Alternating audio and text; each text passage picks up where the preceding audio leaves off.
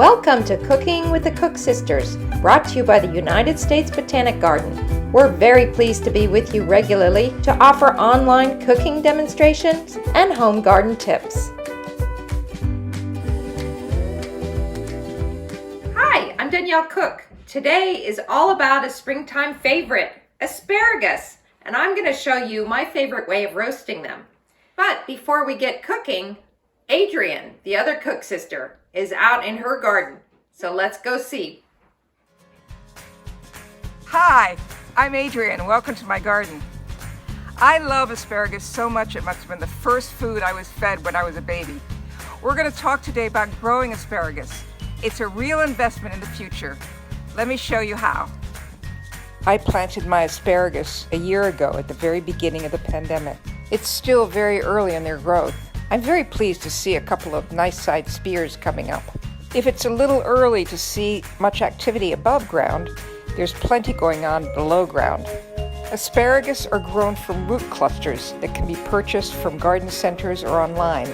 They're covered with about 6 inches of soil and plenty of mulch. These are called Mary Washington. It's an old variety that goes back about 100 years.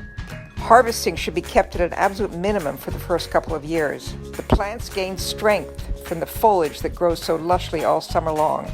If you're planning on being in your house for at least 5 years, try growing asparagus. It's a great investment. Given a chance to really get going, asparagus will live for decades. I'm okay to wait a couple of years to really get into my asparagus harvest. I've got the farmer's market and they've got great asparagus there. Let's go back to Danielle and see how she's getting along with her recipe. There are so many ways to enjoy asparagus, raw or cooked.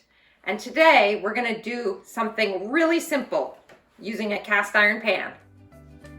I'll start by heating my cast iron pan in a 425-degree oven. To prep asparagus, snap them one by one. The stems will naturally break where the tough woody part ends and the tender stems begin. You can leave the asparagus whole, or, as I'm doing, cut them into large pieces.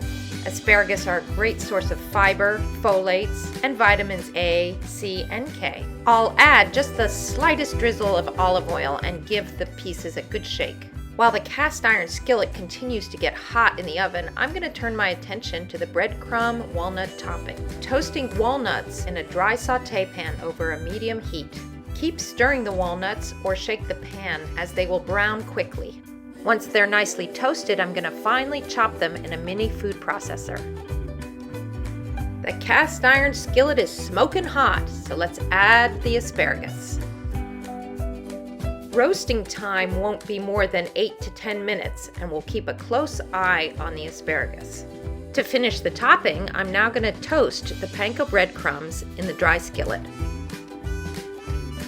When the breadcrumbs are golden brown, I'll add garlic and a little olive oil. Transfer the breadcrumbs to a bowl once they're nicely golden brown. Add the ground walnuts and some lemon zest.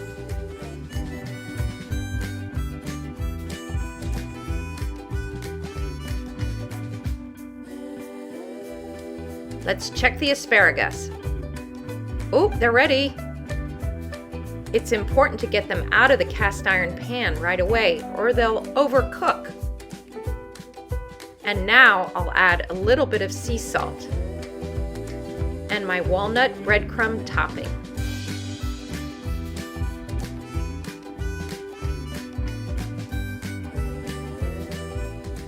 There you go. A quick and easy and delicious way to prepare your homegrown or market-bought asparagus. Thanks for joining us. We'll see you next week.